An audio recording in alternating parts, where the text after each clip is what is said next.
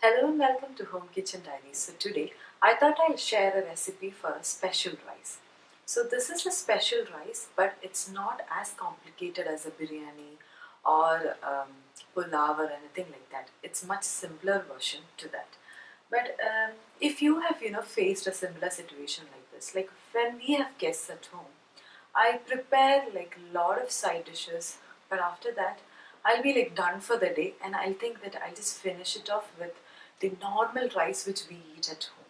For similar situations, this will be a very good solution because very few ingredients goes into this. It's a rice with very mild flavors, so it complements or pairs well with a spicy curry or a non-spicy curry, vegetarian, non-vegetarian, any curry. And I have tried it even with a raita and a pickle, and it's extremely good. So this is a good option for a lazy day too. So let's look into the ingredients and the details of masala rice.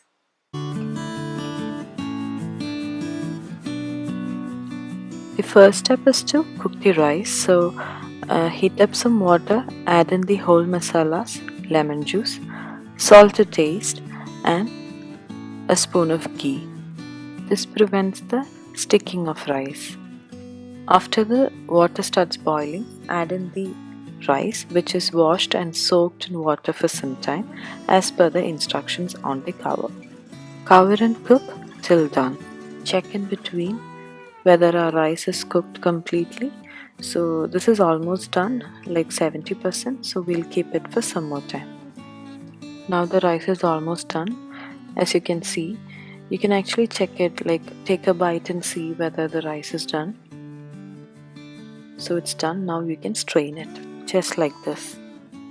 Now to prepare the masala, we need curry leaves, dried red chillies, crushed garlic and ginger, sliced onions, sliced tomatoes, 2 to 3 handfuls of freshly grated coconut, the whole garam masala. As powders, you need garam masala, turmeric powder, and a heaped tablespoon of coriander powder. Salt to taste, ghee, and any refined oil. To a well heated pan, add in ghee, also some refined oil, then the whole spices, curry leaves and dried chilies, and saute this well. So the smell of all these spices should come out actually. Saute it till all the smell comes out well. This way the ghee and oil absorbs all the flavors from the whole spices and the curry leaves, and the rice will also get the same flavor. Now add in the crushed ginger and garlic. Saute it well. You need to saute this well till all the raw smell goes away, because otherwise our rice will have that raw ginger and garlic flavor which we do not want. It might take few minutes, but this step is very important. You can lower the flame and do this. Saute it till all the raw smell goes away. Now it's ready. The color has also changed a little bit. So now we can add in the sliced onions. Saute this well till the onions become little translucent and sweat a little. You can add a little salt at this point because it fastens the process, and continue sauteing it till it becomes translucent. The raw smell goes away. Now it's ready. The color has changed and the onions have become translucent. I just feel I need to add in some more oil at this point. So feel free to do it. Just mix it well. Lower the flame, and now it's time to add in the powders. Add in the turmeric powder. Mix it well. Then the garam masala powder. Mix it well. And then a good heaped tablespoon of coriander powder. So this is the main flavoring agent for this rice. So we need to take this much of coriander powder itself and saute it really well, because if you have the raw taste of the coriander powder in the rice, it doesn't taste good at all. So you need to saute it in low flame for like few minutes and wait.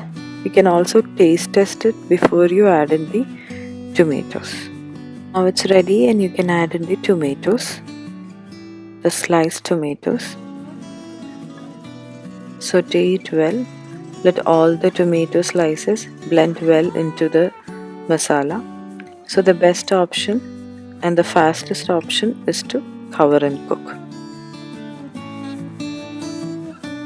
So check in between whether the tomatoes are cooked well. So it's like almost done. You can actually cook it for a minute or two.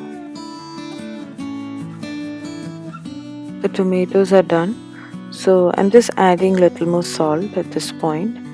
You have to check the salt for rice also before you add it. And now I'm adding the shredded coconut. Mix it well, and at the same time you need to add in a spoon of ghee. So this gives a special flavor. The coconut has to get cooked in this ghee. Give it few minutes and you'll get a good smell, and that's the time. So after that you can add in the cooked rice and give the final mix. So now it's time to add the cooked rice. So add in small batches and mix it well. Mix it thoroughly so that all the masalas and the rice are incorporated well. So this is the final look, and our masala rice is ready to be served. It's completely optional, but you can also add in some fried cashews and raisins to this rice and mix it well. So it's a very simple rice and it has got mild flavors, so it complements well with a spicy curry or any curry for that matter. Hope you liked the recipe and you saw how simple it is.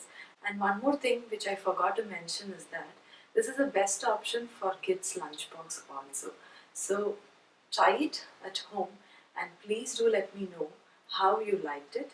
And also, if you have not subscribed to my channel, please do subscribe to my channel and don't forget to hit the bell icon too, so that you will be notified whenever I upload a new video. So I'll be coming up with more interesting videos. Thanks for watching.